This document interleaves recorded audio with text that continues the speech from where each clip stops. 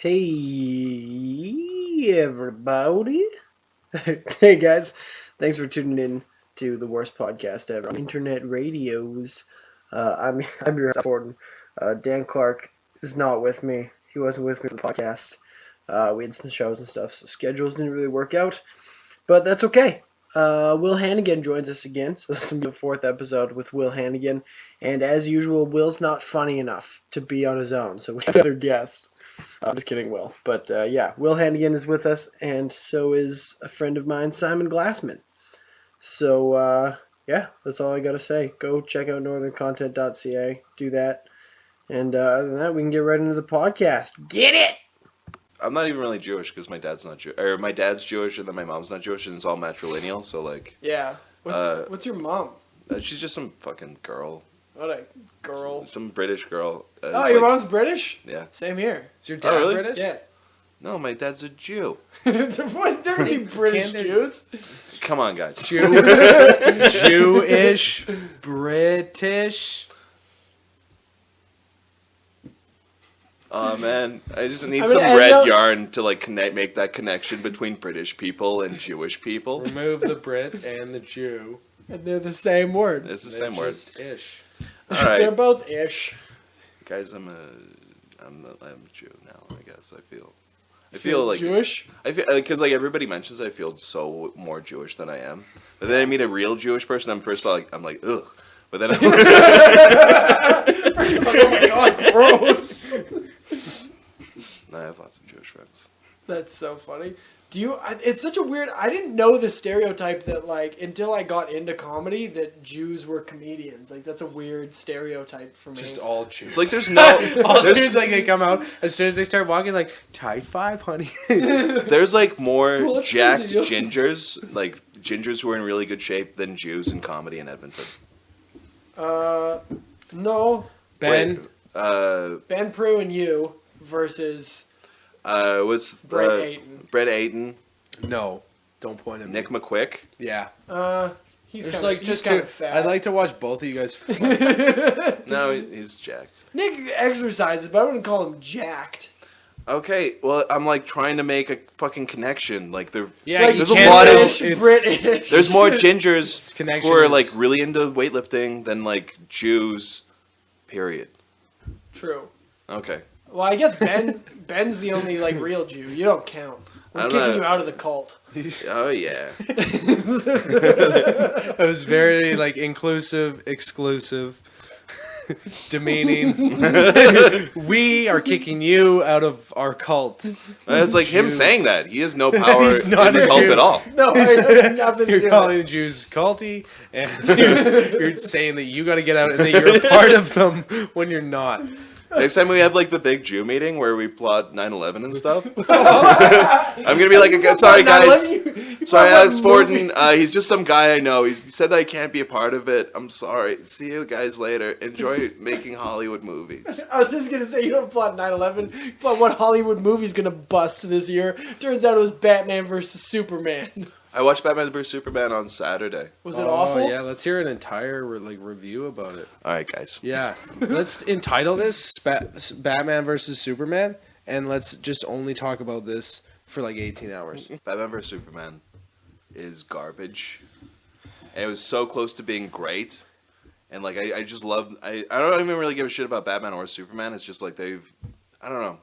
There's nothing interesting going on in the movie.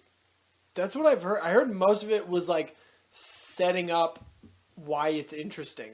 Yeah, there's a trailer for Justice League in the middle of the movie, where it's just like somebody's on a computer and they're like, oh wow, there's a file here that says Cyborg, and then you get like a little snippet of Cyborg. There's another file that says like the Flash. You see like a little snippet of the Flash, and you're just like, guys, I'm not even done this movie, and I don't even like it. I don't want to watch the next one.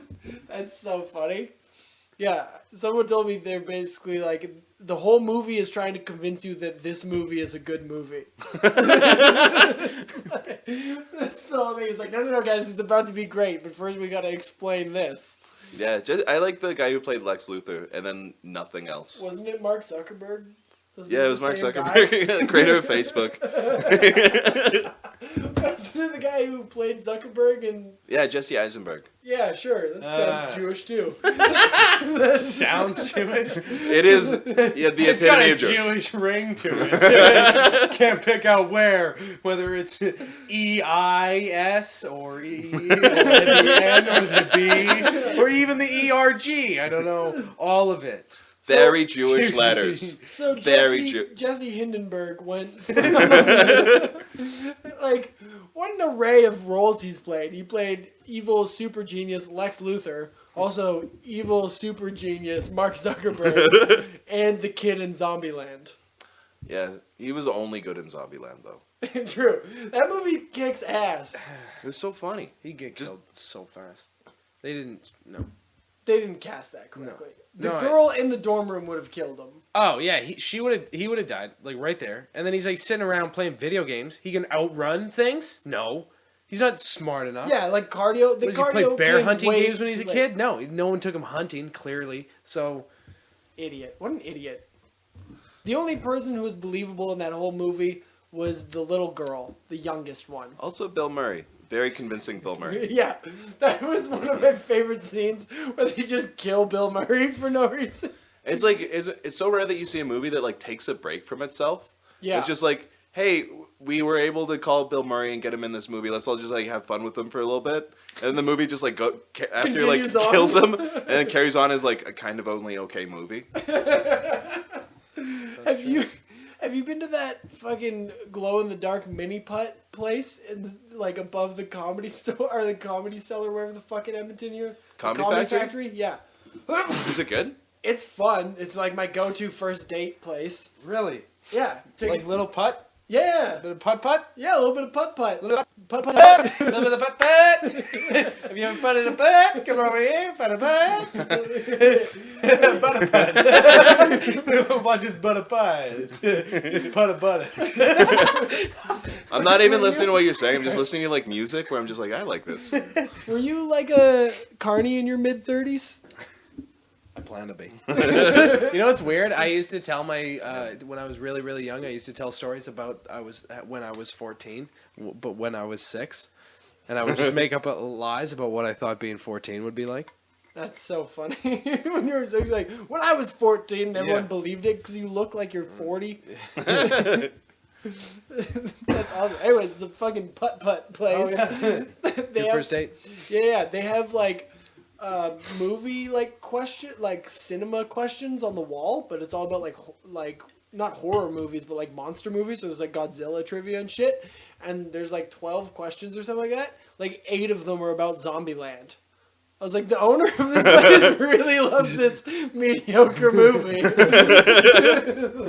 It's so weird. It's like, and there's no reason for it. Like, you can't win a free game if you answer them correctly, and like the answers like on the next hole. It's just like randomly. It's like monster, glow in the dark mini golf, and also weird questions about Zombieland. It's the weirdest promotion Zombieland can do. Are you guys into zombies at all? No. I hate them. I hate the idea. Okay, I don't understand. I tried to make this a bit, but it never worked. But I was like, you understand that we just made that up, right? Like, there's people who take it way too seriously. Like, there's people who are like, the world is coming to a zombie apocalypse. Like, there's people who believe that. There's, like, how to survive a zombie apocalypse guides that you can buy. It's because they're so hoping for the apocalypse to actually come. Like, they're too scared to actually, like, kill themselves. So they want to just build a little fortress. Yeah. And, like, I can't wait for the It's the same with Christians. It's not something they're scared of. It's a fantasy. Yeah. It's like like with Christians, rapture's coming, the whole world. Because one of the best parts about going to heaven isn't actually being in heaven. It's the fact that other people don't get to go there. It's you exclusive. get to watch them burn in hell. VIP That's section. why people like love building these things. Because they're like, I can't fucking wait to watch my neighbors get ripped apart and raped by fucking zombies. That's what it is. It's like this big mentality, and it's like it's weak people who don't have anything in their lives other than to wish horrible shit on other people because they feel like blowing out your candle. It's like blowing out your candle, whatever. The whole room's dark. Dude, that's so funny. That's the exact parallel I was trying to make in the joke. I was like, dude, I'm like, you understand the zombie apocalypse is just like religion, right? We made it up, and you guys are taking it way too seriously. Yeah. Okay, with that said, I'm really into zombies. Are you really? serious? Yeah, when I was like a little kid, in my early 20s, I was like, it's fake though, right? like I know there's not gonna ever be zombies. It's just like I saw zombie movies, and there's something about like the idea of death. Like Okay, I zombies get that. are sort of like this great symbol of death, where they're just all marching towards you and trying to destroy you, and you have to build like a bunker and get like all of your guns and all of your like canned goods together. And it's just like this weird gathering instinct that goes into like a weird, scary direction. Yeah. I dig that. I can get behind it, but it's the people who don't think that it's fake, like, because that's the same thing with vampires. Like, I know people who are super into vampires, and they're like my girlfriend's big into Buffy or whatever the fuck. And like, there's people who like vampires. Hey, But then just there's hold also on. people. I'm also really into. Are you? It's a That's fucking cool. really You're good into show. vampires? No, I'm not into vampires. I'm into slayers of vampires. Buffy the vampires. But Why? Why? None of this matters. There's like real things to be scared Yes. about. Yes. What do you have to be scared about? But- You're 20 and you have nothing in your life. Wait, just wait. We were driving around this, and you were like, I this is the first time I've left the Shire. I'm so far out of the Shire. You're such like you're sitting, live a little bit far away. watching Lord of the Rings South. in your basement on like the like alternative part of the city where art exists, and then you're like, everywhere else it's. The only thing we have to be scared about is vampire. There's fucking like When did I say that institutionalized you're taking racism, something out of and context. you can I've get never said that the stabbed. only thing that I'm You could scared get of is stabbed. vampires. We know people who've been like the people. Who do you know has die been in stabbed? us. People. Who do you know has been stabbed, Will? My friends. Your friends? What's his without name? fingers. His name is Tyler. Fingers? Fingers Tyler. Tyler. He got bottled. He got bottled. Oh Because my he god. was talking to a guy. I'm saying there's bigger things to be scared about than a fucking. Your fucking friend Oh. Tyler getting bottled Oh, 3 what years it sound ago? like Consexit on my blood. You like. It's a fantasy and it's a fun thing to think about sometimes. What if everything ends immediately and your parents have to clean up your fucking room and because some kid flipped out at you at school and shot you? This is the best. What I was trying to say is I'm fine with people who like vampires and like zombies, but it's people who take it too serious. Like people who are like, I'm a vampire, and I'm like, no, you're not, bro. That's so much like just spinning in a circle until you get dizzy enough that your brain can't handle it and then you die. That's what that is. Dude, And, I'm like, on it's your side, though. I'm like, progressing they're towards so- nothing. I'm not like saying vampires are real or know. zombies are real. I'm just saying like I enjoy those shows. I'm not Yeah. like, man, I'm I'm really on- worried about zombies. I'm on your side in that you can enjoy them and like them as a fantasy, but I hate the people who take them as a real thing. Like, if you met those people who like think they are vampires, like I remember when I was like 9, I thought I might be like a Saiyan from Dragon Ball Z, and then at like 9.5, I was like, oh wait, that's impossible. Yeah. But there's like full adults who are like, oh yeah, I'm a vampire. I actually, I man. would, Like, what? I retract my statements because I would prefer that than someone like I would prefer to meet someone who's like I'm actually a vampire than someone who's like I'm a vegan or like I'm a Christian or like if they self-proclaim anything else. If like someone was like I'm a vampire, I'd be like, you know what, like let's hang out, like, and then Dude. not like outside of the, like at a party, and then while people walk by, I'd like wave them over and be like. This is a fucking, this is a vampire. That's like And you then with you and me being Jewish. You're always like, this is my Jewish friend. I'm and so then I'd excited. get them to laugh at the vampire, and then I'd send them on and like keep. I don't know. I wasn't making fun of you, and I just keep bringing people to make. You know what I mean? That's my favorite thing. Whenever someone's like, I'm a vampire. I'm like, oh, this is a conversation I've never had before. Let's try this. Like, this is gonna be fun. It's like, you ever hang out with a homeless dude for a little bit? Yeah. You're like, what's your story? And they're like, well, let me tell you. And you're Yeah. like, this is about to be awesome for 5 minutes. Yeah, it's better that you live outside because no one wants to fucking listen to this. Except me. Not in the confines of walls. Like, Yeah. I want to listen to this in a place that I can escape immediately if need be. yeah, me too. I love that Thanks for the about bourbon. people. Huh? Thanks for the bourbon. Yeah, man, no problem. This is the most drunk I've been in like months. I'm like, I and it was like- just like I had Can I like put a 2 little more in sips. there? Yeah, man. I like that about you, Simon. Hey, thanks, man. Will introduces me at comedy shows as his Jewish friend. It's great. No, I don't. That's how I introduce Will to everyone.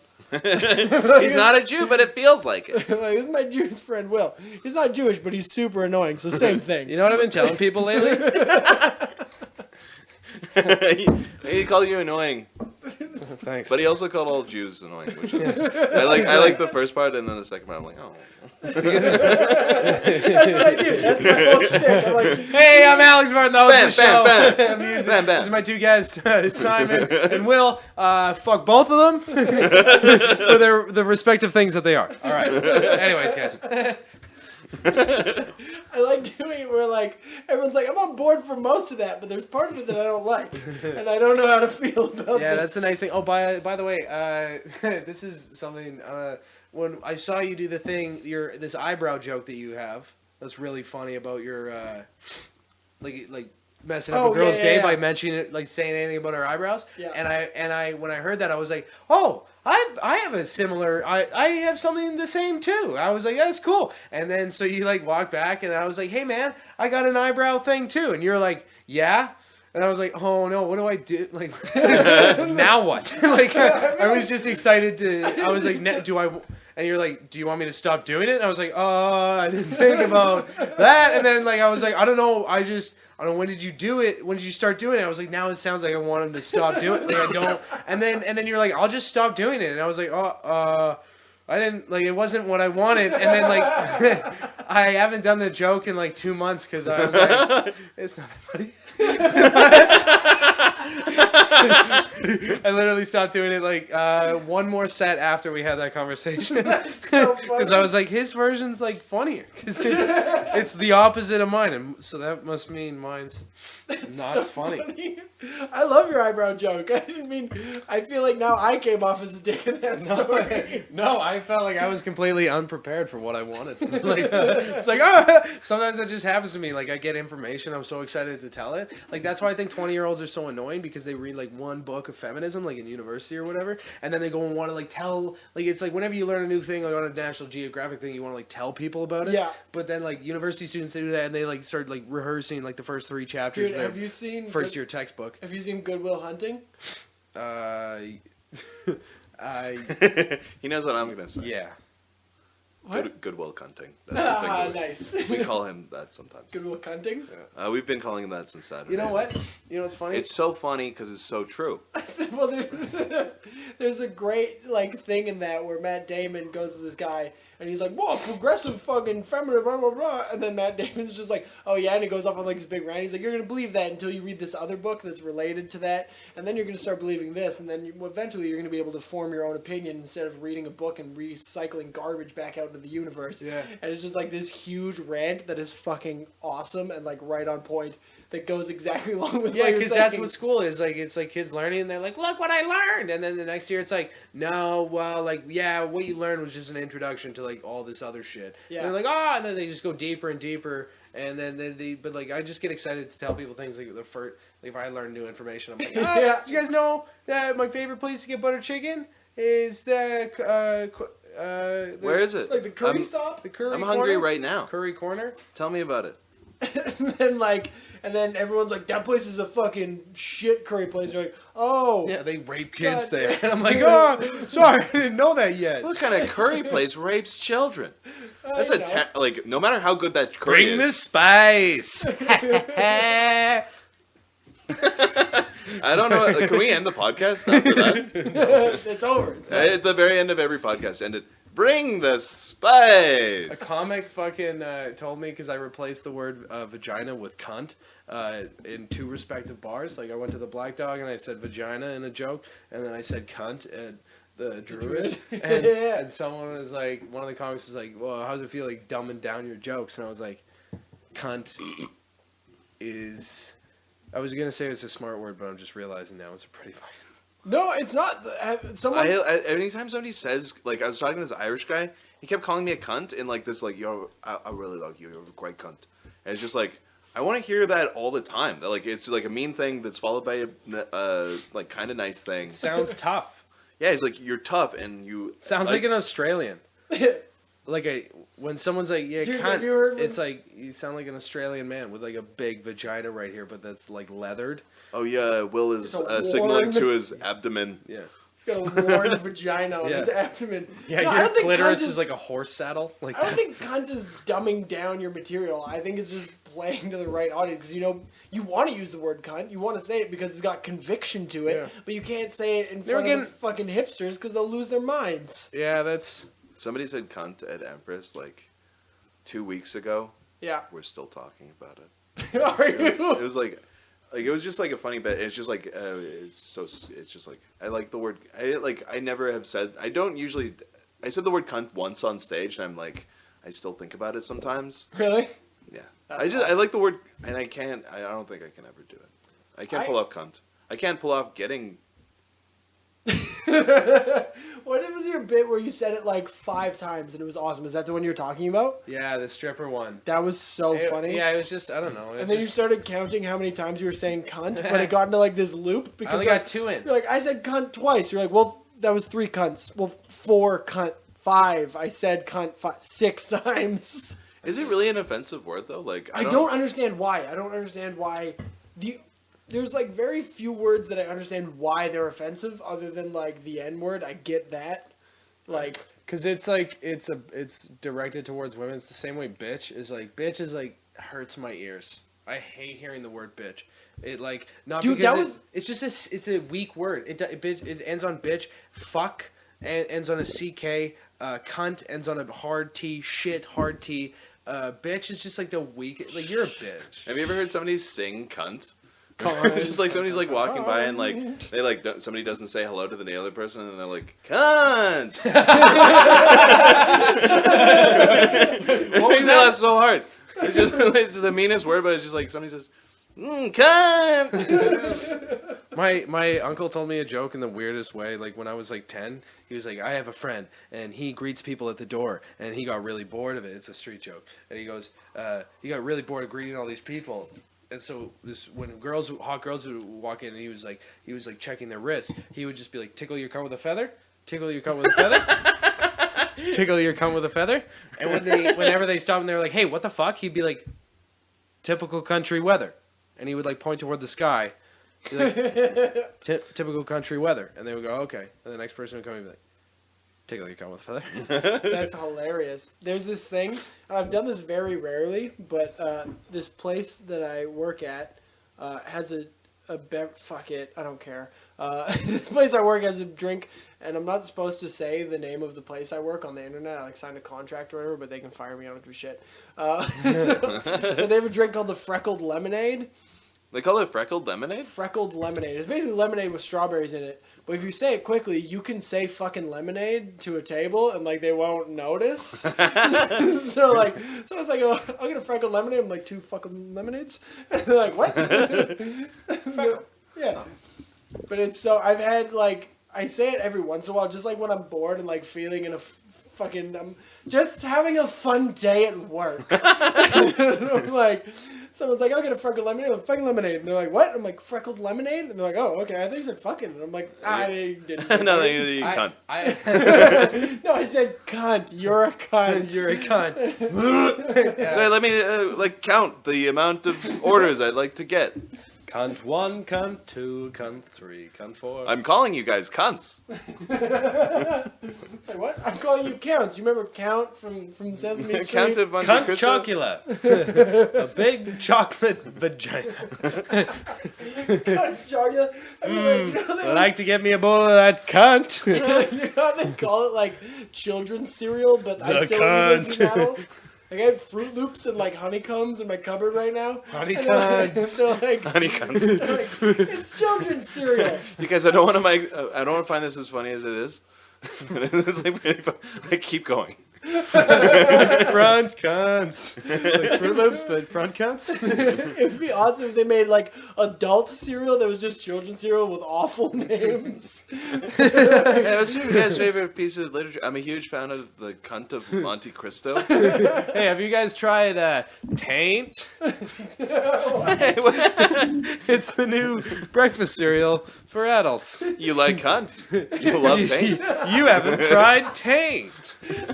This is With extra lint. Oh, gross. It's like hard cotton candy. It's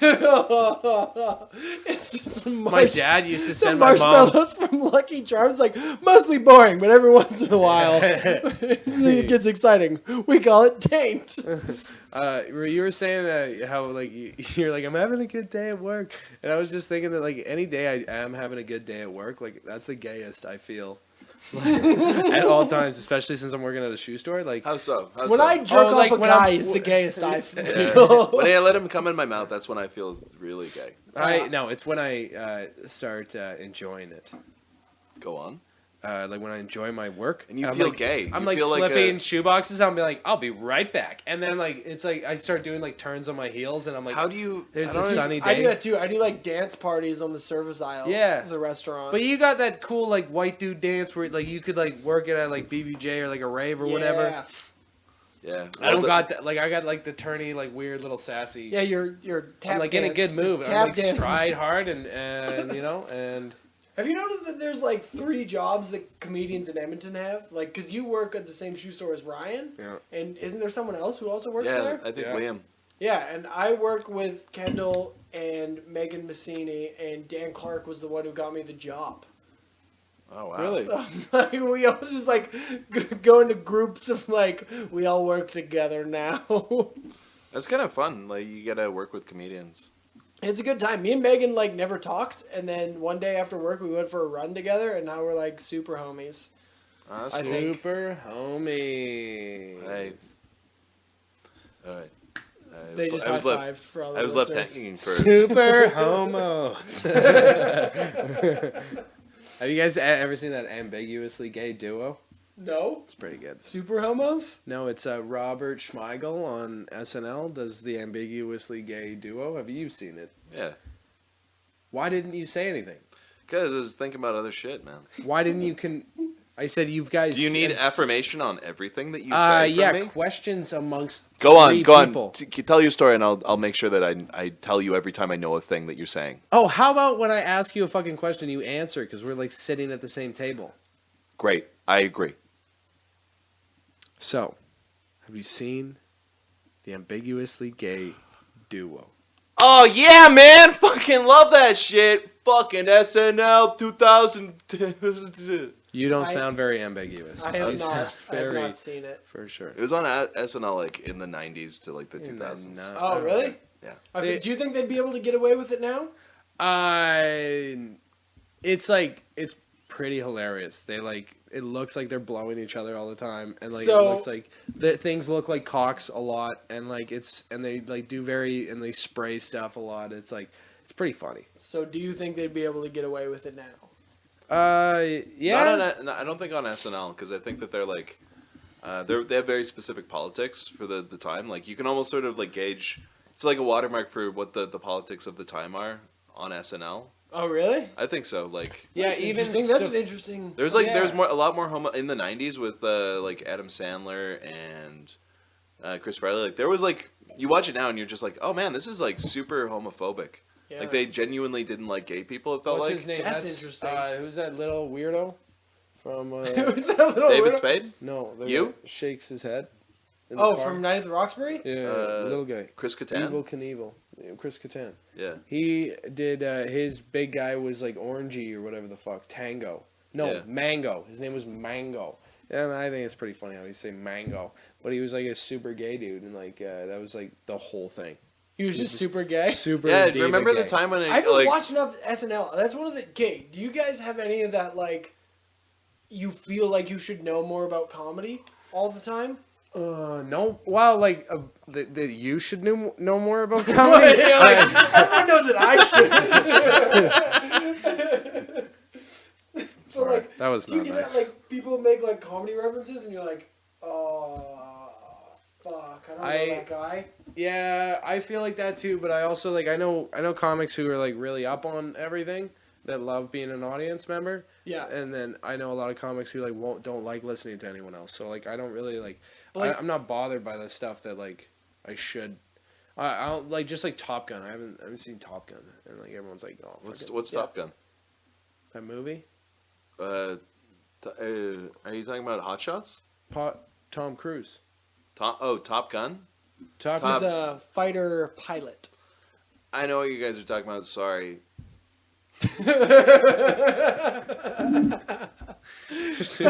super fucking weird, Simon. I'm sorry. I was just like I started thinking about other stuff, and then I was like thinking of like the version of like the parody version of it, Hot Shots. And I was like, that's not Hot Shots. Then I was like, no, there's a real movie that they made fun of. That's like we're like Star Wars. You're like, you mean Spaceballs? We're like, no, what? Hot Shots is so good. I haven't seen that. Do you ever See? feel like really you fun. should know more about comedy? All the time, every day. I feel like people like. Have you seen the Chris Farley thing? Like with by the river in a van. Yeah. Yeah, I've seen it. It's only okay. I've never seen it, and I don't know why that's such a big deal. I don't think either of you were around, but there was a dude in the scene who was just doing Jesselnick, and it was fucking awesome. Like, it was great because there was, like, the dude doing Jesselnick, and you're like, this is shitty Jesselnick. And then there was also all the joke police freaking out that someone was doing Jesselnick. Was he doing his jokes or just his, like... No, just his, like, whole persona of, like... It got super dark, and I think he did like one or two of his jokes. Oh shit, that's yeah. Then he's in line for a ticket from the joke police. Yeah, well, there was another guy recently that did Hedberg for 5 minutes, and everyone was like, "Oh, this kid's ripping off Hedberg." Yeah, I disagree with that stuff though, man. Yeah, It's Well, like, like- why are you ripping on a guy who like never did stand up before? I Like, know, you that's- fucking wore Alex. You like I'm not saying you rip on people, but like you wore a tie and like a fancy For a shirt year. for a year, and Year like and a half probably. like I know you don't regret that because that's fucking hilarious. Yeah. But like you didn't know that was like kind of. I didn't know how funny it was while I was doing Yeah, it. the first It's like, if I did it now, it would be so much funnier. Like, if I would've just kept going. there's just like shit people don't know, and like they don't like. If I was gonna go to a music open mic and I was gonna play a guitar for the first time, I'd play a fucking cover. I wouldn't play an original. I'd play That a is cover. such a false analogy. Why? Well, like, listen, I was at the radio contest where the guy did like only Mark Little jokes. And it was a full Mark Little set. Was it? Yeah. funny? It was 5 minutes of Mark Little jokes, and he sat down with his friends and he did great. And then like every single comic after him made fun of him for stealing those jokes, Which and as shouldn't- they should, because No, like I don't Did think they so. do- You don't need to be... No. Look, it's a guy who doesn't know. Can you imagine if you... And it's not like, yes, stealing jokes is wrong, but only if you don't know that it's wrong. You know what I mean? Like... that this would kid, be like- there's no way that you can live in our world and not understand that stealing an entire set is wrong. I don't know. I think there's people who are just that dumb. It's wrong, but it's like it's also you can't really fault the guy because like when I was filming myself trying to tell jokes and I was gonna send it to Yuck Yucks because that's how I thought the only way you could do stand up was. Dude. I didn't know how to get on an open mic, so the fact that some guy sees Mark Little's jokes and is like literally never done stand up before, or he probably Actually, just likes. here's another thing. I think that kid was actually at the Underdog a few times, and I heard him do like a bunch of memes. Like, I would never download a car. What are you talking about? I would totally download it. Like, you know. Oh, okay, yeah. And I remember being like, with my friend, and being like, "Oh, those are actually. I totally don't. get the fuck out of I here." download You it. agree with me? You're just being a bastard. That is a funny joke, though. It's a funny joke. That's what I'm He saying. stole so many jokes.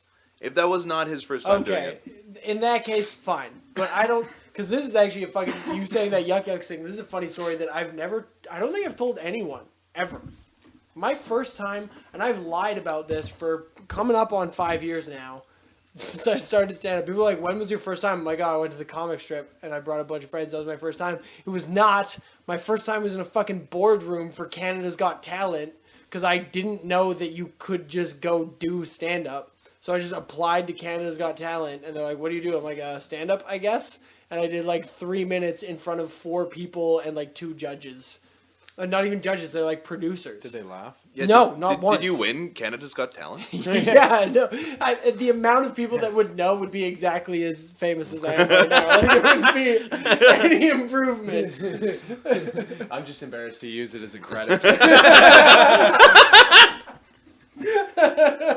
But yeah, that was my first set ever. Because I had no idea how to do stand-up. So when someone goes up and they do like some shit, then like whatever. And the person, I don't want to fucking name drop because it was a bad thing, but the dude who did Hedberg, it was at a contest, and there's an important guy who commented on it, and he did a really good job being like, hey man, just so you know, I'm not saying you stole anything, not saying you did anything, that could be the way you talk, but just let you know, it sounds a lot like the late, great Mr. Hedberg, and if that's how you're going to go about doing stand-up, you're going to have a very tough time, because everyone's going to make parallels, and that's not a good thing. Right. Yeah, I think And like, that's the way to handle it, not people going was it up on after... stage? Was it on stage that he said that? No, it was one of the judges. Okay, that's fair. That's Okay, the good well, way like, to do it. during, Going up and fucking like, it's like the fucking the court of public opinion where people fucking go nuts on some dude. Like it happened with Patrick Kane with a rape allegation, and fucking people went nuts. He got taken off the cover of NHL 16. He got fucking like dropped by a bunch of sponsors, and turned out this psycho bitch had been plotting to fake get raped by him and charge him with rape for like months. And so it's like this bullshit, like you don't need to do it on stage. You don't need to call a guy out on stage. Yeah, I agree. It's like we're on stage to do one Unless thing. the only time to do that is if he's been doing it for a long time and he's been slept spoken with to. your sister. Yeah. Well, I didn't. I don't mean know. to This sleep feels with like your an sister. arbitrary rule that you guys are making up as we speak. No, I'm not saying It was it's like a every rule. comic- It's not a fucking rule. It sounds like you're making rules. No, we're not making rules. I'm just saying it's probably better to go up to Can the you guy after. listen to what happened at No! this thing? Like, Yeah. I was there. This kid, he was actually he was pretty funny. He delivered all of Mark Little's material like really well. And then like as the night wore on, like people just like made like asides that he used Mark Little jokes. He was with a big group of his friends. His friends like erupted with laughter when people mentioned it because it was funny. And like this kid was like just like, oh yeah. He was embarrassed, but at the same time he understood like he fucked up, and everybody has caught him now. It's like what I don't understand what the Do problem you think is. he's gonna come out and do stand up anymore? Yeah, he might do it again. He might steal some more shit. That's No, but if that's he dumb because doesn't- that's reinforcement. But if That's- he What are you talking about? no, what I'm saying is he gonna stop doing stand up now because he got embarrassed in front of all his friends because people were calling him out on stage? Is that terrible? You ruined a kid's dreams. good. Did I? Yeah. Good. Good. That's hold on. This is where now we're getting to the part. Yeah, like Alex, if you know enough about to we like. Wait, set- shut the fuck up, Will. I'm For a second. describing Shut the what fuck just up. happened. Shut up. Shut your mouth. Shut up. Shut up. You weren't there. You weren't there. Shut up. Stop talking. Stop it. Stop it. Wait, well, you can go next. We can. Okay, you go. You go after me. You say things after I say them. Okay. Okay. Okay. I forget what I was gonna say. Because you're But it a was fucking like- piece of shit. That really hurt my Okay, feelings. I was saying this dude, like, the thing is, he just wants to do stand-up, and he fucked up, but you may have ruined him being able to do stand-up. If you know enough Because about no one stand-up, took him if you know enough aside. about stand-up to steal all of Mark Little's jokes, and you don't know that it's wrong to do that, then like a light jab is not the worst thing in the whole world. And there was not like people being like, "Hey, fuck you, never do comedy ever again." That's not what I heard. People That's had told not what me I heard either. that I was people there. went on stage and were like, "Oh yeah, this guy stole his whole set. Like, what a piece of shit." One person did that. Then like it's just like a fun thing to reference throughout the show. Like Well, that's fine. If it's Yeah. I a just think reference, that- but the fact that someone reprimanded him from on stage, it's like, if you're going to tell him, be like, hey man, don't steal jokes, like it's not respected, Yeah. you're not going to it get was in the rebooked. structure of a joke. He was making a joke, and so There's it, no way it was. he had that as a written joke. Were There's you no the way. first? Weren't you the first one to comment on it? I told my friend about it, and then he commented on it, and then then he ripped him apart a little bit. But at the same time, a couple people made fun of him, and it's just Who knew? Who knew that they were Mark Little jokes? it was me. How many other people knew that? Nobody else. I'm just a Mark Little fan. I listen to his. So. Okay. So, dead end. I don't know how Okay. personal we can get. We're not in my passenger seat of the car. I I think didn't- you understand my opinions on the whole thing. I don't understand your opinions at all. You should know, probably, like, I this don't is know. this thing that Will Hannigan once told me. He's like, I'd love it if somebody stole one of my jokes, so it'd have a great reason to punch a person. That's fair. Yeah, but that's I don't know. I was in a bad mood. That's rage and can't- anger. I get that. I always want excuses to punch people, and someone stealing your joke is a good reason. But I wouldn't. If someone stole my joke, I don't know. I'd talk to them. Every time I want to punch someone, I wind up talking to them. I haven't punched someone in so long. yeah, me neither, actually. Hey, great job, guys. Thanks, man. I don't think that on stage is the proper place to tell someone that they've stolen jokes and it's inappropriate to If do. you both, neither of you guys were there. Like it was a funny thing that was just an aside, and like it didn't like ruin that guy's set, and it was just like, hey, all these comedians know those jokes. Yeah, but now there's no weight. You're saying that you're making like light of it. There's no weight to that. So stealing, like, What are we talking about? Fucking metaphysical stuff now? Like, what do you mean weight? there's no weight to what you're like saying about. Oh, he stole the jokes, and now it's like a. Yeah, it's a joke. Then it becomes reinforcement for him. So now he thinks it's okay to steal jokes. Or Because not- If it was or lighthearted and How are you playful- guys misinterpreting this so We're it was wildly? either- it was both either- trying to argue with you. No, You it guys was- are both arguing this point that I feel like you both understand No, to be I incorrect. don't, because it was either lighthearted and playful, and he thinks, "Oh, that's funny. They ripped on me for like." It's like when I was people- there. He didn't. Okay, but it's like when people think that ripping on me for being douchey is lighthearted and playful. I'm like, that's funny, and then I play it up on purpose, and I make fun of it, and people make fun of it, Yeah. and it's a whole fun thing. So now Okay. he thinks joke thieving is that way.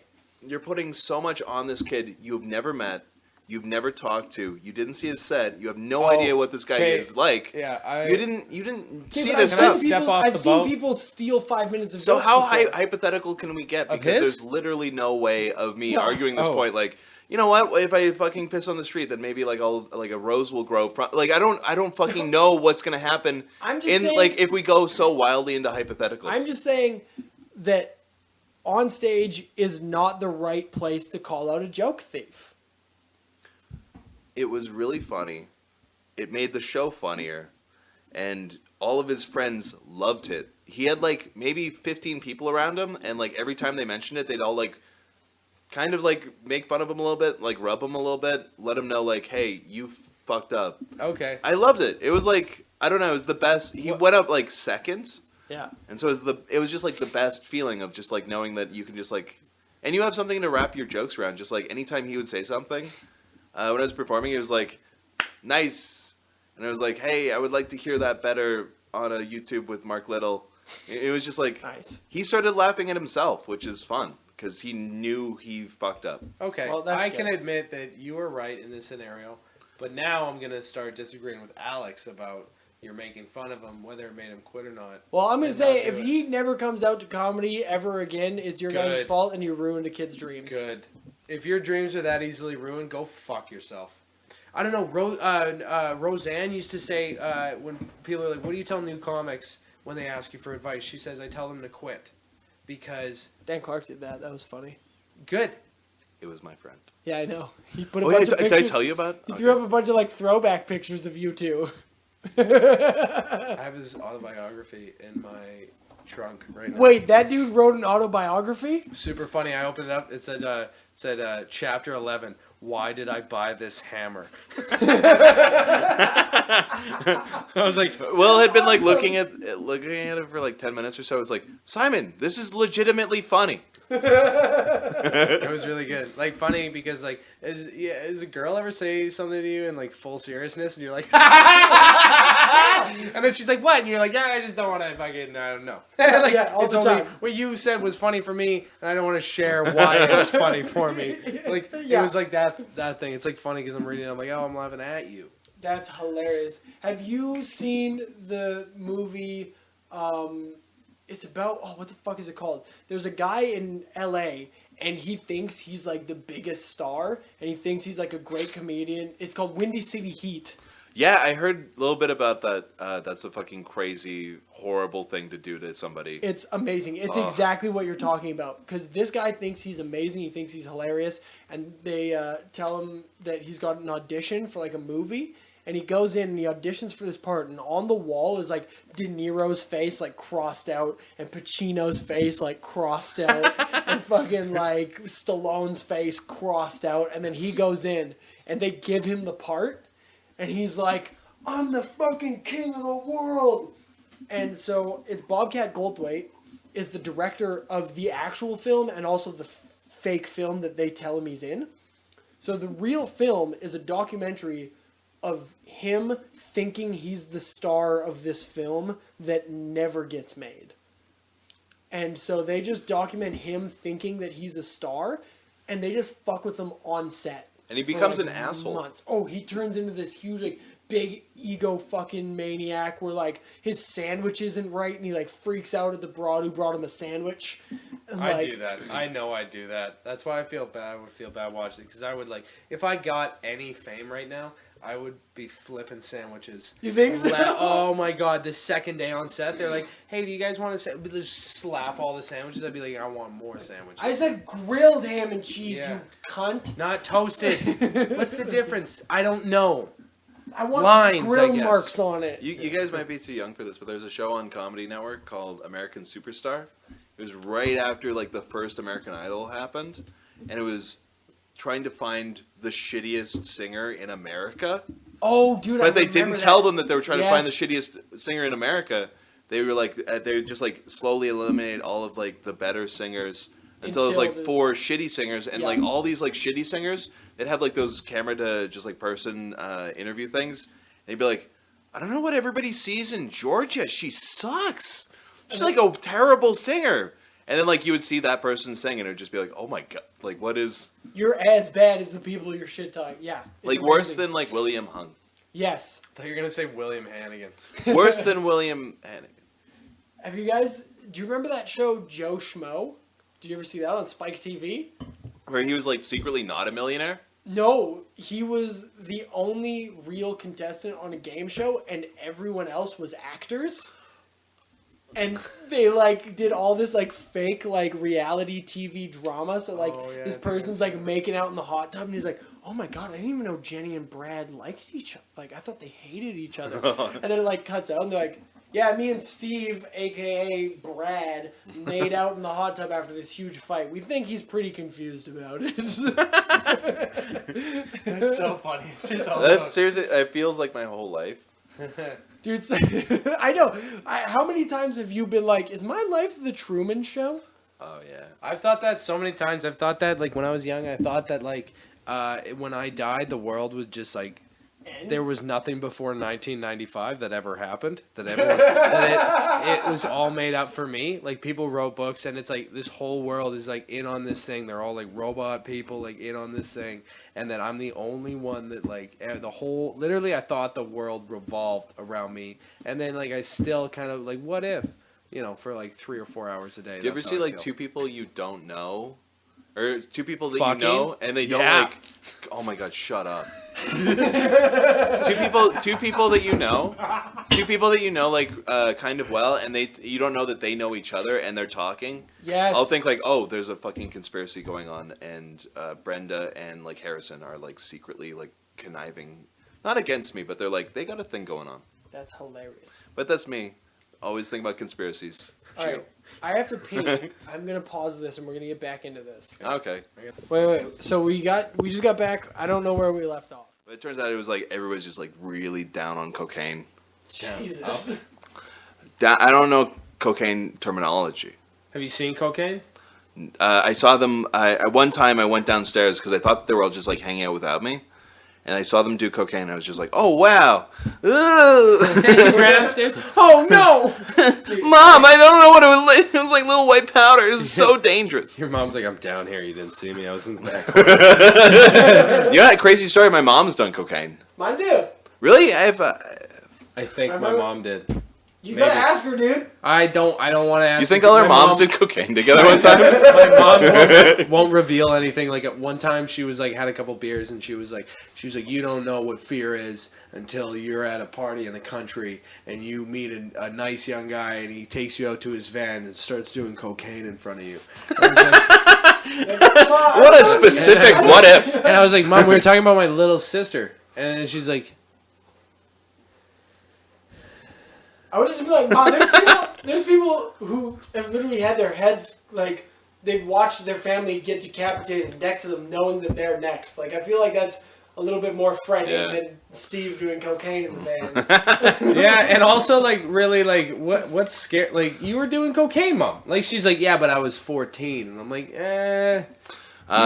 She was like, my mom was like, I was in my 20s, I was among friends, and I did some cocaine, and I had it, and I was like, there's something to this.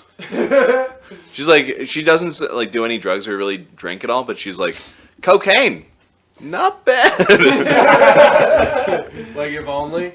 I remember, my parents are dope, and I have this bit, this is like a fun thing, I have this bit about parenting, and I've got shit from like a couple people who are parents who were like, how did you, because I wrote it when I was 21, I think, and people were like, well, what would you know about parenting? Like, no one wants to hear a 21-year-old rant about parenting, and the whole thing is basically like, instead of being one of those parents who's like, don't do this, don't do that, don't do this. It's like, just tell your kids about it, and then they'll know about it, and they can make their own decision. Because if you're like, don't do cocaine, don't do this, don't do that, they're going to be like, I'm going to do cocaine. Yeah.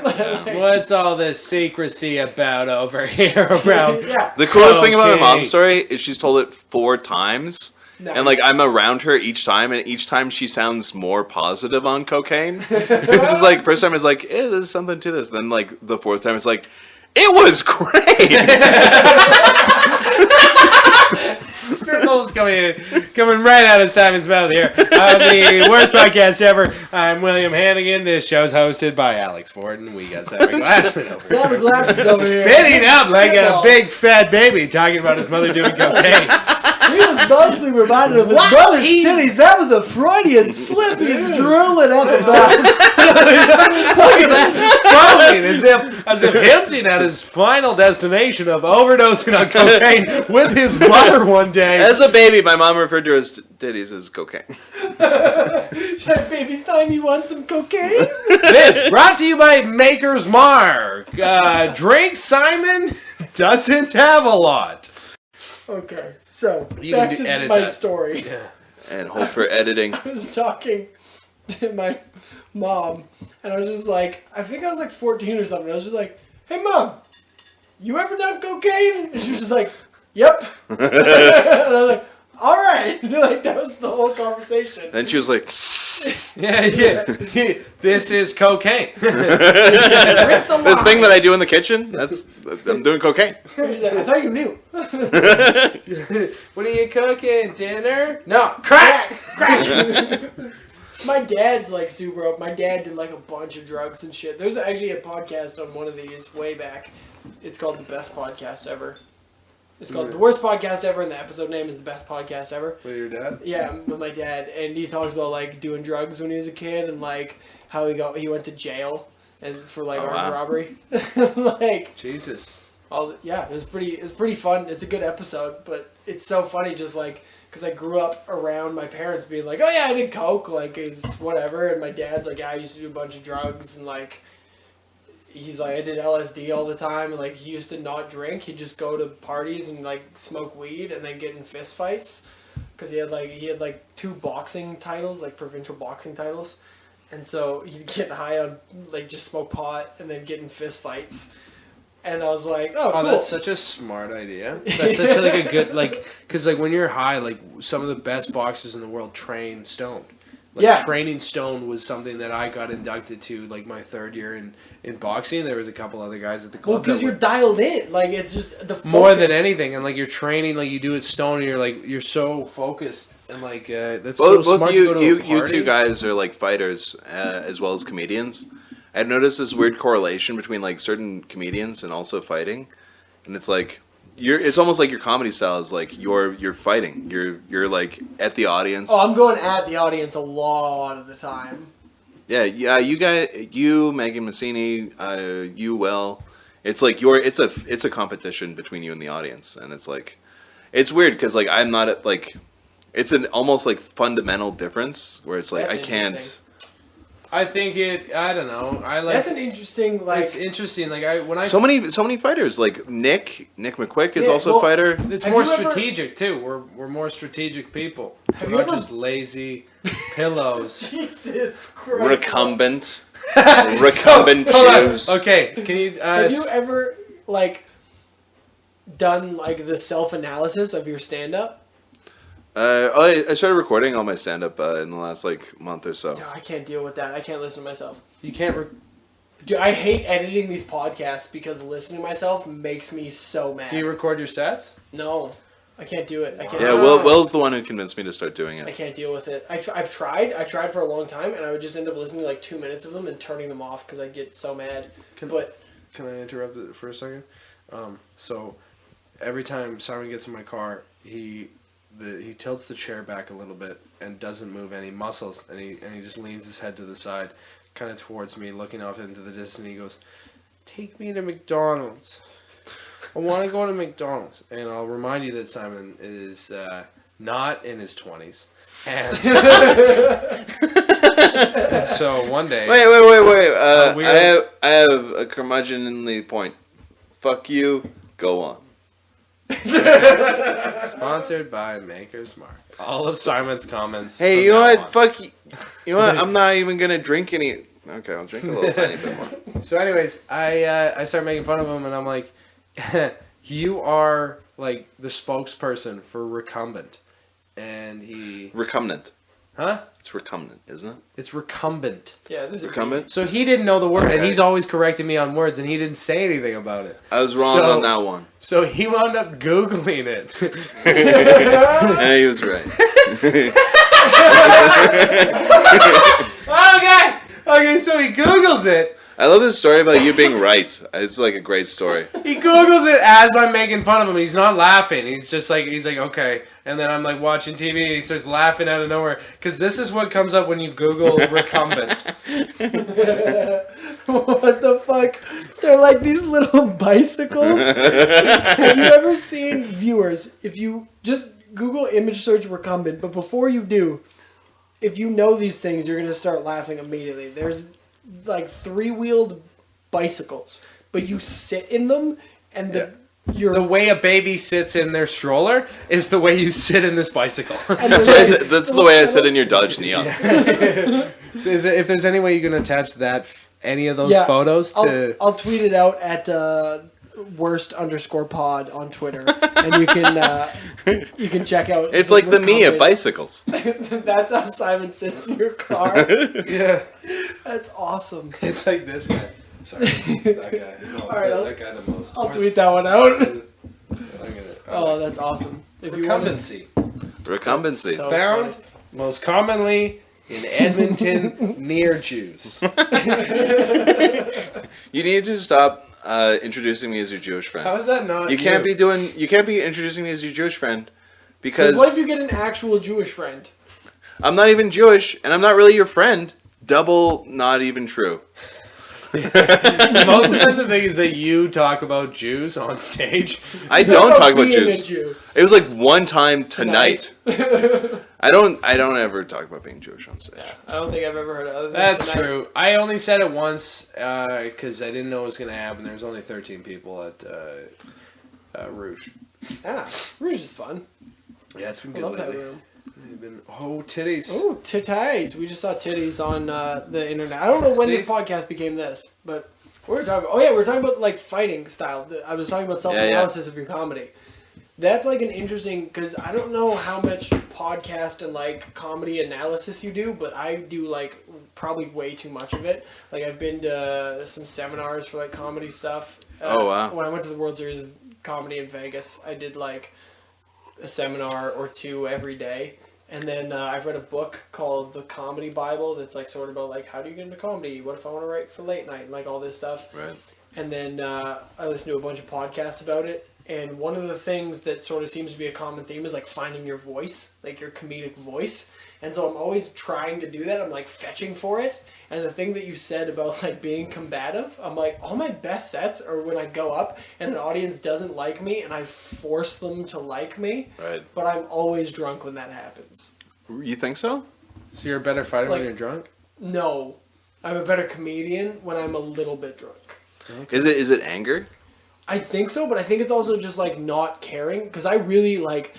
This was funny. Drew Bain said this about me once before he introduced me. He's like, this guy has a bunch of outward confidence, but it's just to cover up for being insecure on the inside. Yeah. Give it up for Alex. Ford. But it's good because like, and I hope you don't take this no offense. I've seen like jokes of yours that I've seen land other places that don't land at that particular place. Yeah. And you move on as if it, like not acknowledging how it landed or whether it landed. Like so, Yeah. seeing that, I get that. Like you can see that confidence of like something that I saw that with Scott Belford. He did one joke that Rouge that didn't get a laugh after doing a joke that did get a laugh, and then it was like it wasn't even like he was unfazed. There was no like calculation or like there was no slip at all. He just kept something else, and then that was funny, and then the next thing was funny. It just, I respect that when a comedian can tell a joke, it not go well, and then just be like next joke, and not even be like, well, that sucked. Like, you know, Yeah. It's still fun to do that though. Like that sucks. But when I see like here, when I saw Mark DeBonis, he did Woody's and did he just like he was the best bomber I've ever seen. Like he bombed in like such a fun way that was like he was literally talking to like me and two other people, and he was like looking at us, smiled, and he was like, nope, all right, and he moved on, and he was like, I don't know, it was just fun to see him. Who's like obviously like Mark DeBonis is like, Yeah, I like it's very funny. He's super funny. It's like he just wasn't in a situation where he could do well, but he was just like he sort of did well by just acknowledging that he was too bad. Yeah, I don't know, but like you were talking about the combative thing. I've done a couple, and were you at the Druid a couple weeks ago where Dan Taylor came up to me and he went, "Did you make these people on the internet?" Like, it was just the best crowd. Yeah, that was when you said you made the apartheid joke, and they fucking applauded. Oh, yeah, they, like, caught it, like, oh, yeah. It was the most amazing. The best way I could describe it was they're the most intellectual.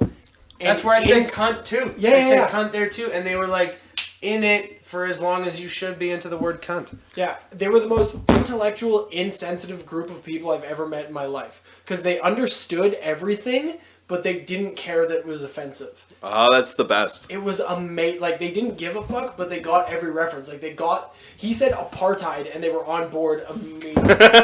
Yeah. Oh, those sound like my people. Well, I said apartheid tonight, and I had to, like, I sat and, like, waited for people to get it, but by the time people got it, they're like, there was such little, they're like, Which, out of context, it sounds weird, but your joke, just like the quick part of it, the apartheid bit, you go, how does the bit start? Oh, it's about my friend who says he's going to teach English in China for a year. But he hates Chinese people. Yeah, he's like, the only problem is I fucking hate Chinese people. It's like that's like a white supremacist being like, I can't wait to go to Africa. It's like, What do you say at the end? It's like, apartheid chef recommend. Oh wait, no, that was. Never mind. Go on. All right. That's So anyways. Michael Harrison's tag. Wait, No. is that you can still say that? No, I can't. You can say chef recommend. No, I can't, because that's a fun. Everybody. his fucking punchline. Okay. I've never said that. Okay, I may have used that one time. You can't. Okay. Okay, but back to the story. They said, you said... Michael Harrison, please don't. Yeah, it's like a white You made parallel. supremacist. Yeah, it's yeah, like yeah, a white yeah. supremacist going to South Africa and being like, the apartheid is the best. It's like, He's like, I can't. The only problem is the fucking black people. It's like, why are you going? He's like, oh, the apartheid is just amazing. He's like going for the wrong reasons, and they got it at the Druid. they fucking, like, instantly got it and didn't care that it was, like, offensive because they understood that it was a joke. They're like, you obviously aren't okay with apartheid. Yeah, And I don't so- know, man. There's no part of that joke where I'm like, oh, this guy loves apartheid. And you were saying like, But, like, people didn't get... So, anyways, the most fun I've probably ever had on stage was that night because I went up and I said something about abortion and then everyone went like, oh, and I was like, no, this bit's funny. Will did a very funny set where he only had 2 minutes to do comedy, and he just talked about his like big dick, and he had 2 minutes and he crushed the best on the whole show. It wasn't my big dick. It was your buddy's big dick. It was Muhammad Ali's secret show. Yeah, it was Oh, okay, it was downtown. yeah. Nobody had mentioned dicks. It was just like an almost completely clean show. Wow, that's different. And then like Will talked about his dick, and it was just like everybody was kind of ready for it because like everybody was being super clean. The more you're laughing, the more things are funny. Yeah. yeah, I don't think. Yeah. I was like arguing with Simon about something, and I don't think like I don't like that people think that laughter is about agreeing. I really don't. Like, I've laughed at Yeah. shit that I don't agree with all the time. Like, that's not the point. Dude, It's just well, that you me- can understand. Like, that's what you were saying the other night when you're like, I wish that the Druid people that were out on that hot night were like all the people. Like, if you could just find an audience like that and have a following like that, that would be amazing. Have just people that were that into like your comedy, right? You were, Yeah. yeah. Well, you and I talked about that earlier, and we were talking about Bill Burr's podcast. I think it was you and I. And we were like, we find the flaw in his logic, but instead of focusing on like, oh, he's actually wrong because like it goes this way, it's funny just to like run with him on this crazy idea. It's just funny. Yeah. Like- Well, it's like Bill Burr's job isn't to be a right. Yeah, But he's so, not, like, he's he's not- he's- running for president. He's not running for the mayor of comedy. He's running for like trying to make you laugh. Yeah, that was a funny thing. Someone, I forget who, I think it might have been Drew Bame, but he just like stopped in the middle of his set. Like he said something that was clearly dumb and like over exaggerating. He stopped and he just went, "I'm not running for office. Like I'm not gonna put these ideas into motion. It's a joke." And then everyone laughed, and then everyone was like so much more relaxed. It was like, "Oh, he's just trying to put a funny image in your head." Yeah, because like I think comics forget like what they're doing up there, like what they can make like they're presenting themselves. It's like as if it's like a homeless person who comes up to you and is screaming at you about the craziest shit that doesn't make sense, and then they get mad at you for not agreeing with them. Like that's I find what comics do, like comics that like are really really dirty, really fucked up, though, or like they just can't complete a thought yet. Yeah. And they're screaming at an audience and the audience is like, and they're like, why the fuck are you laughing?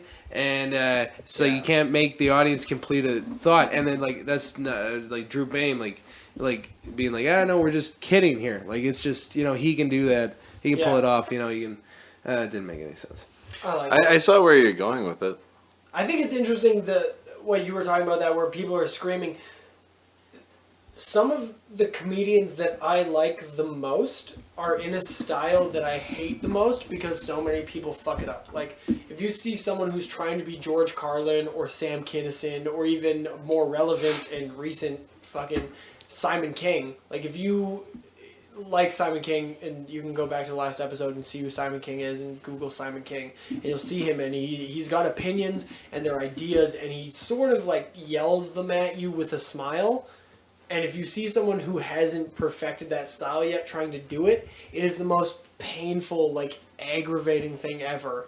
And then at the end of it, they're like, "What? So you guys just all love terrorism?" And you're like, "What the fuck?" Well, I've actually I've talked to Will about this a lot, because a lot of times as like a comedian, you want I think that this is not myself, but they want to be a symbol for a thing, or a certain political party, or like a certain ideology or something. And if you're shitty at that, then you're hurting what you're trying to promote.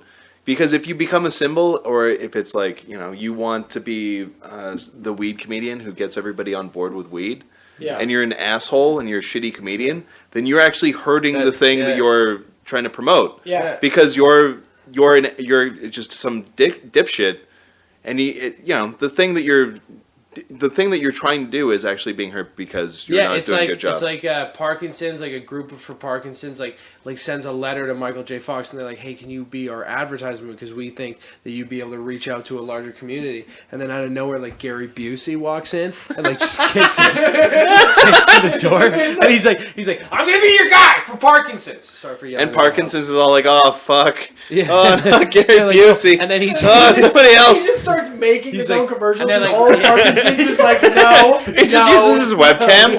And he's like, "Yeah, but I'm good." No, he just goes to all the open mics and starts screaming about Parkinson's. But also, like, I could see myself, if I was that type of person, when I did poorly, thinking like, "Oh, well, people aren't a fan of Parkinson's here. Everybody's a asshole about Parkinson's because they're not laughing at these Parkinson's jokes that I'm." Oh, are you that dude? I would never, like, I don't know if I can say never, but I can't think of a time where I was like, "Oh, you guys aren't a fan of like religious joke." Like Oh no, I'm saying like that is a thing that would be like a projection. Like, if you were doing like, let's say, a Parkinson's joke, for example, and it bombed, would you be the guy who went, "Oh man, I need to rewrite that joke," or the guy who went, "What, you guys all Parkinson's survivors?" I'd be like, I need to rewrite that joke. Yeah. I have that's a the joke other about Stephen Hawking that like it's done, like it is shocked people, like gone like, but I've always been able to get like work a laugh out of it,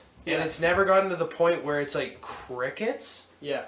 Because the misdirection's like okay, even though it's like a big mean shot at anyone in a wheelchair, and I don't know, like you can talk about fucked up shit and get away with it if you were like if it's you still try, funny. if you try hard enough.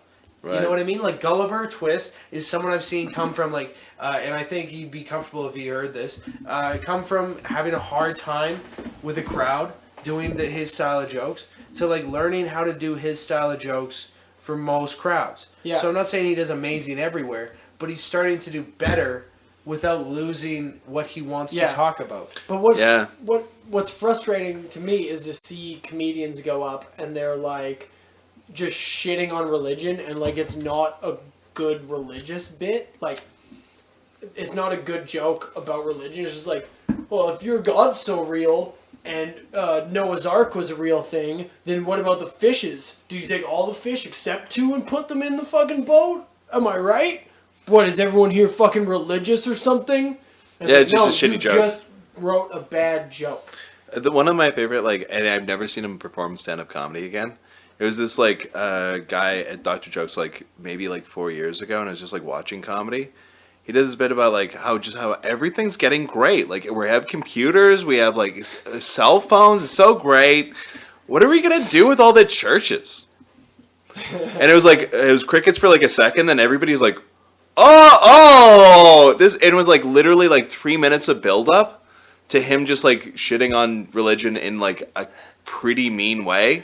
But he had like this giant smile on, just like waiting for everybody to get it. That's awesome. So you saying you hated that? No, I love that. It's great. That's And great. that's another one where you don't have to agree with it. Like, if you're religious, you can still laugh at that joke because it's like a funny... Well, you and me are idea. atheists, right? Yeah. It's like, there's never been a time in my life that I ever believed in God. I did for probably until I was 21 or 22, like pretty recently. Like, I don't have, it's like people talking about World of Warcraft with me. Like, what about me? Are you atheist? I was at a hockey camp for 3 weeks. No, I mean, like, sorry, other way around. That's not a way. It's not like I got raped for 3 weeks at a hockey camp. I don't believe in God anymore. skirting the issue. I went to I went to see Ice Age when I was 9. Like, what?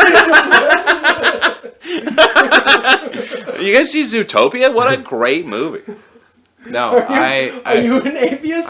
Well, I worked for McDonald's when I was 14. and then I didn't think there was a God that could exist and allow that place to be open. But So, anyways, are you atheist? What did that have to do with yeah, hockey camp? Yeah, I went to the Bible hockey camp, and like they scared the living shit out of me because my parents always told me my parents were raised like really religious, so we would go to a church for like big holidays, but they always told us like just be a good person and you'll fucking get into wherever there is to get in. Into what they Yeah, and I was like, okay, decent, and so we went to this. You're a douchebag even in your stories. This is seven. Decent, I could go to fucking heaven. It's gonna be great.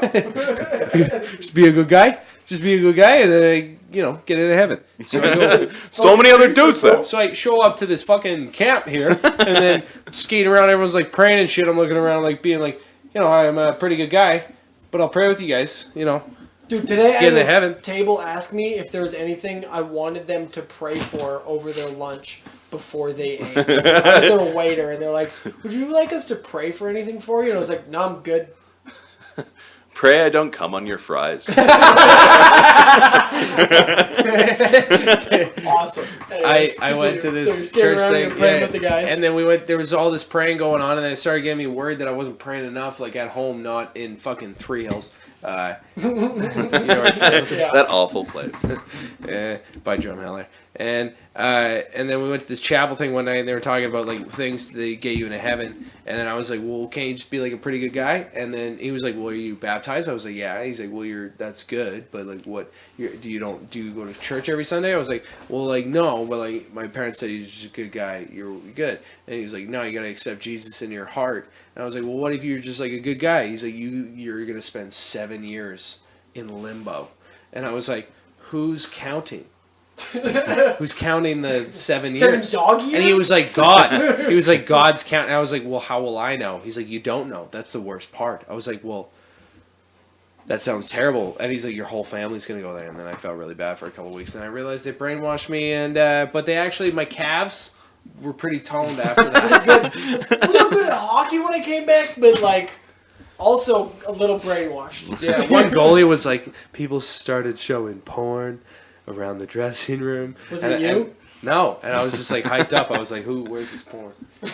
Y'all show me that porn though. So is that you saying you're atheist or you're not an atheist? Nah. So you're Maybe. agnostic. Maybe. I don't want to be believe in- wrong. You believe in a higher power? No, I believe that we're worth nothing. Yeah. We're Yeah. I don't believe in that there's a higher, everything's a higher power. I feel like all animals don't talk to us because we're like dicks to them. Yeah, I feel like that's the only reason we can't communicate with them. Wait, say that again. I like that a lot. I feel like all animals don't talk to us because we're dicks to them. I want that embroidered on fucking pillow. That is so funny. Dumbest, greatest thing ever. No, like after a couple of All the years, animals don't talk to us because we're dicks to them. I think that changes a lot of stuff for me. right before a baby bear leaves its mother bear, the mother bear leans in and is like, okay, make sure you gather some nuts and remember to sleep your hibernation the whole winter. And Don't like, talk to Simon, and, though. and then she's like, and remember, that humans are dicks. Don't let them know that you can talk. That's awesome. And then that's, All right, I'm gonna take one more pee break, and then we're gonna come back and finish this podcast. all right. Me too. All right, so we're fucking back from my pee break, which you guys didn't notice because I paused it, and I don't know why I'm saying this. But we're talking about religion. Fuck it, I love talking about religion, so let's end it on that. What's your experience with religion? Will go other than religion hockey camp. I think I think it can be a good thing. I think people inherently it is a good thing, and that people what they're trying to do is good. And anytime you put power in the hands of the wrong people, it's gonna be bad. But the amount of people versus the people in power to the people who follow, the people in power are less than the people who follow. So the people who follow actually are trying to be decent people, and they just need rules to be decent people. They Do you think so? They can't just be decent people on their own. So unfortunately the whole world gets fucked up over it. But they are trying, and I don't know. I feel like a lot of the times when I meet someone who's deeply religious, they're kind of more of an asshole because they have this exclusivity in their mind. It's kind of beautiful though. It's beautiful that someone can wait for so long for sex, or wait so long, hold off temptation.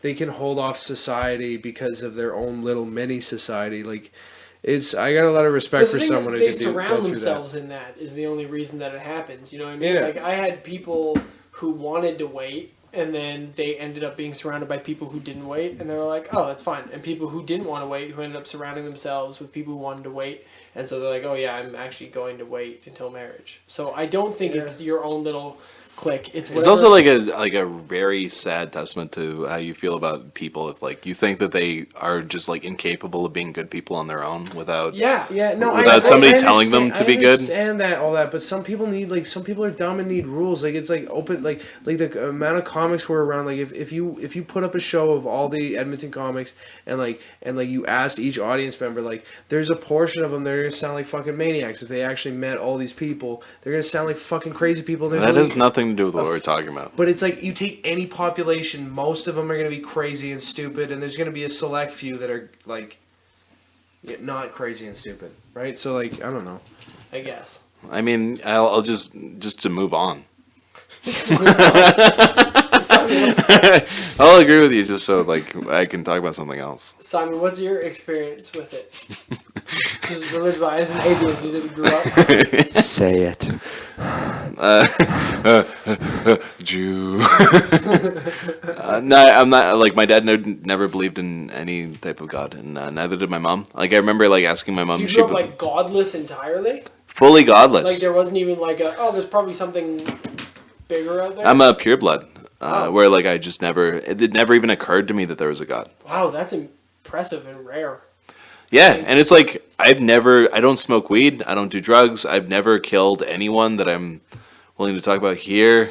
I don't know, it's just my morality is I feel deeper than what a religious person's is, because it's actually who I am. Well, I've I've said that before on this podcast, but when I dropped religion is sort of when I started appreciating everything. Because when I was religious, it was it was always working towards the next life.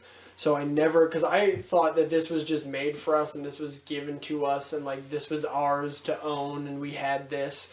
And so when I would drive through somewhere like there was a lake or whatever, I'd be like, oh yeah, that's the lake that God made. There's water there. That is just, And just then- like the idea of like, I can't relate with that. There's Yeah. no part of my brain where I'm like, I know what you're talking about. Or it's just like, I see a lake, I'm like, that's a fucking lake. Well- It's just like, the idea of somebody making that for everybody is just completely crazy. Well, that was the thing. I was like, God made that lake, and that lake's there because God put it there, and the fish are there. But now that I've given up religion, I'm like, the coincidence of that lake forming is amazing. And then there's life in that lake. Like, there's fish who have sex in that lake to make more fish.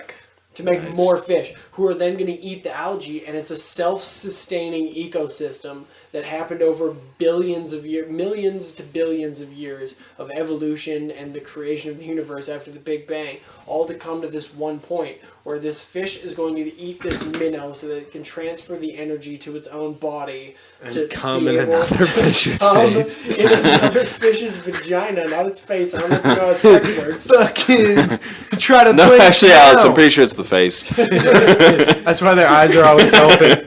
I'm like, it's Their pretty sure eyes it's are open for eternal cum shots.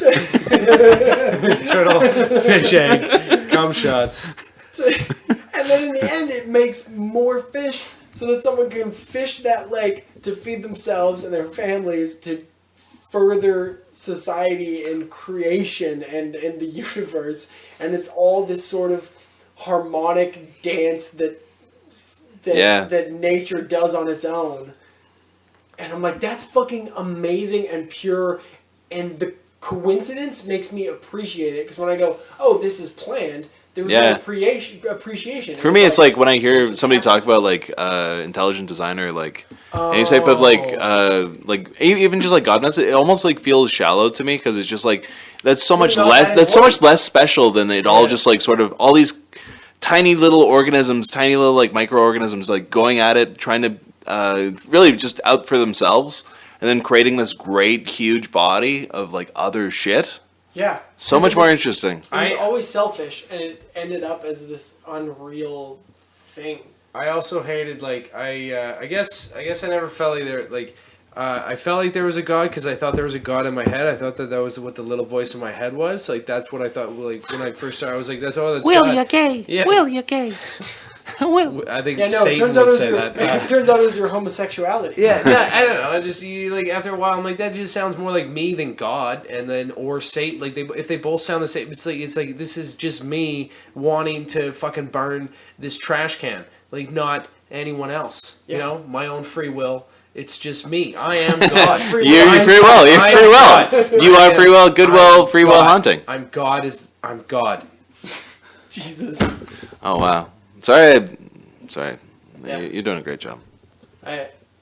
Yeah, it was an interesting like transition, and it was funny because the thing that I had always feared as being like anti-religious would then send me to hell turned out to be this thing that I think made me a more accepting person and a better like I'm more willing to do nice things for other people now because Since you started having anal sex. no, that was before I gave up religion. You ever seen someone get fisted? On Nah. camera, not in real life. I was watching a involved a lot of pornography. fucking I was shoulder. watching a pornography film with a girl that I was like, I kind of was like, oh, She has that's strong shoulders. she's looking great. Got And then triceps. she got fisted, and I was like, traps. hey, well, like, what am I gonna contribute to this? Not that like we're gonna hook up, me and Penny Barber, but I was just like, You need to put yourself into that situation. but it's like I don't want to do that. That's just punching somebody in the pussy. It's a horrible thing to do to somebody I like. It's not punching. It's like fencing with your fingers out. But like I don't like I like this girl. I know that she does pornography, and I know that she lives in America. I know that we're never gonna meet, but it's like I don't ever want What to if you started doing armpit farts in her cunt? go on. You just squeezed your hand and then against the wall, just like, and she's like, "Oops, sorry," and you're like, "It was, yeah, I was That done was doing." intentional. It was also like fisting her asshole, and it's just like That's the something. What if it comes out like a tube sock? Like it's just like, Oh, whoop. That's called a pink sock. That's the Is real it name pink for though? Holy smokes, guys! This is a girl that I like, and Really? well, it's like she's just like a pornography actress that I'm like interested in. It's just like, weird. I think guys want to be like just like guys who like fisting like just like want to be inside of a person, not just like a part of them. Like all of them, they want to live in a vagina. That's Do you think so? I think I've never had any of these mind. weird fetishes. I've never like had. Also, that's an interesting. So you have this like fascination for a specific porn star. yeah, I think a certain porn star is very like cute, and she has like a funny way about her. And especially like when she does pornography, she's like pretty good actress, and she's like also like just like a cool girl that you'd hang out with. That's so weird because whenever I've watched porn, it's literally like, I'm like, this is to come, and then I can move on with my day. I sort of like I like certain porn actresses, and I think that they're like fun, and I would like to be friends with them. And like Oh, that's so cool Yeah. to me.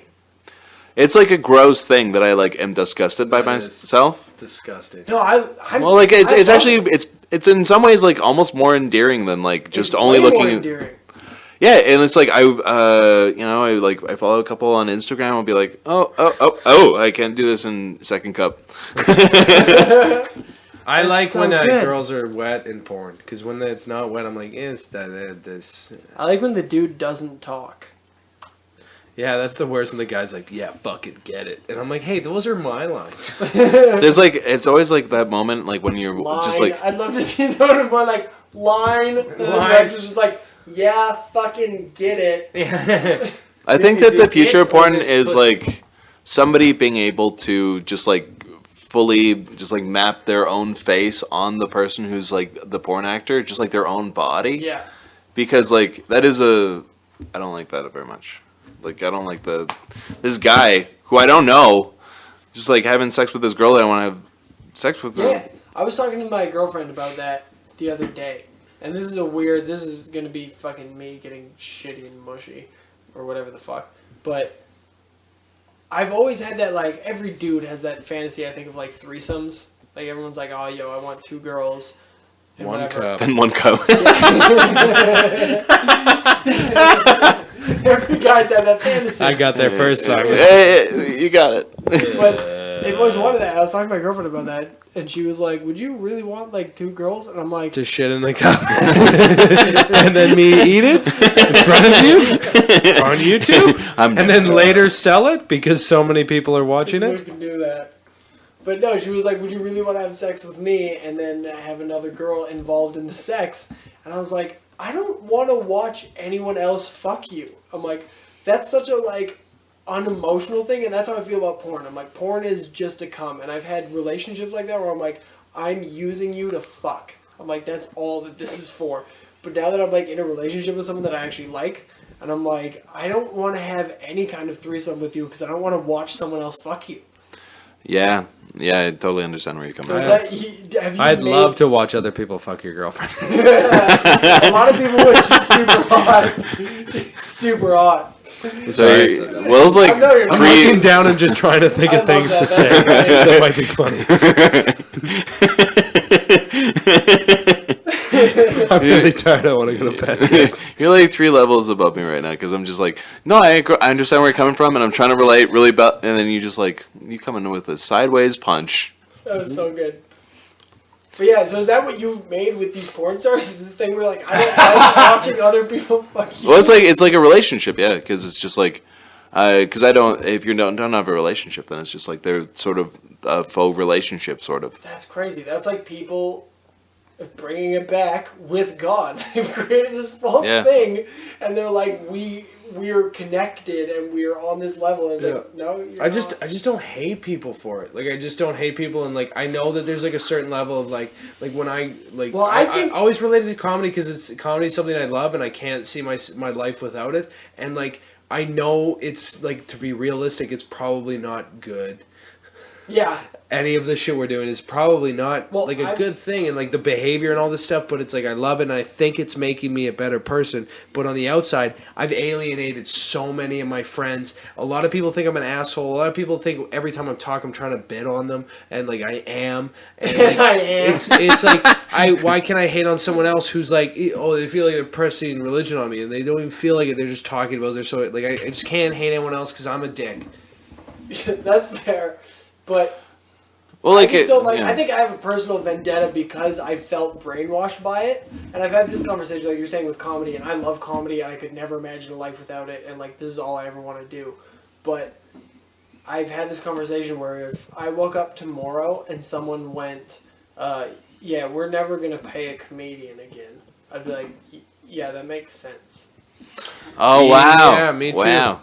Yeah, me I'm like, too. that makes sense because we're not contributing, we're not helping, and so we have this self-awareness of like, oh yeah, this isn't anything. I would actually prefer to go back to that way because, like, I think it's better because I think we're like the philosopher, like we're supposed to be like the new age philosophers, like under the mask of humor, but we're like the monetary way of it is like it's good. It provides like the most popular philosophers of our time, but like you know what I mean? Like George Carlin like formed a Yeah. lot of like political thought and all this shit, and that's what like Plato and Socrates were doing, and they got lynched for it, and like we get lynched more than any other entertainment or whatever. Not There's me. so many fucking historical inaccuracies in what you're talking Name about. one. Plato and Socrates did not get lynched. I didn't mean like that. I meant like figuratively. Was it, They were like, "Hey uh, guys, fucking come on." Alright. Socrates, Which was the one that was forced to commit suicide by drinking poison? Was that not Socrates? Was it Aristotle? Yeah, I think it Cinderella. was Aristotle. I'm Pretty sure it was I don't know. Aristotle. Cinderella. Actually, now you mention it. Cinderella? I don't know. Jesus, It was sorry, like, this podcast has been going on forever, and I've got to edit a whole bunch of shit Oh yeah. out of this. Okay, let's. Okay, can we go on for another 10 minutes or so? Sure. I'm having like a lot of fun. Yes. And you guys are really fun to I hang want to out go to with. bed. No more 10 minutes. One more 10 minutes. Fuck you, Simon. Okay, guys, I want to guys. go to bed and I'm driving you home. Yeah, I'll buy some McDonald's. on the way. I gotta work tomorrow. I don't. Value my time or my cigarettes. Oh no! Is this a 7 or an 8? I don't remember. I went on 10 minutes too late. All right, guys. My roommates are trying What to do sleep. you want to talk about? What the fuck would you like to express more of what you think about a topic? That I don't know. doesn't What do you guys need- want to talk about? It doesn't Alright, need guys. you to contribute to it. Do you have anything to plug before we get out of here? Do you got some Yeah, shows I coming do. up? Do you got some social medias? Well, it looks like a withered old maid. He always looks that way. I butlered for years. Yeah, Rose Bowl, Rouge Lounge, comedy shows, Wednesday nights. Yeah, if you're in 9:30. Edmonton. If you're in Edmonton. If you're in Edmonton, go there. I host those shows with Celeste Lampa. Sterling Scott is involved. He comes by sometimes. And he's black. And he's, yeah. Y'all got a black friend? All right, Simon, Yeah, on it's to you, you. Simon. I host the Empress Comedy Show on Sundays. Boo. Sweet. What time? Just kidding. 8:30 And that's on White Avenue. on White Avenue. Yeah, Sweet. it's such a good show. They should charge for it, but they don't because they're good people and they want to give Edmonton comedy scene a wonderful, wonderful room and give a good balance and view of what how good Edmonton's comedy can. I hate be. talking to you. You're just like the worst person. So Rouge Lounge Yeah. on Wednesdays, and the Empress on Sundays. You guys got anything else you want to plug? Any shows coming up? Sherwood Park, April 17th, Oscar's Pub, there with Ben Prue, Mike Dambra. I think I'm doing a middle, so come out to That's that. gonna be killer. Yeah, can't wait for that. Both previous guests on this podcast, so if you want to see that, go listen to them. I listened to your Mike Dambra episode. It was really It's a fun interesting. one, hey? Yeah. I'm fascinated by Mike Dambra. He's an interesting dude. He's a very interesting dude. Cool. Just go to the northerncontentnetwork.com or northerncontent.ca. Follow us on Twitter at worst_pod. I've got some shows coming up, but they're not important. Follow me on Twitter and Instagram and all that other shit at It's the Fortin. And as always, fuck Desjardins Insurance. Fuck Desjardins Insurance.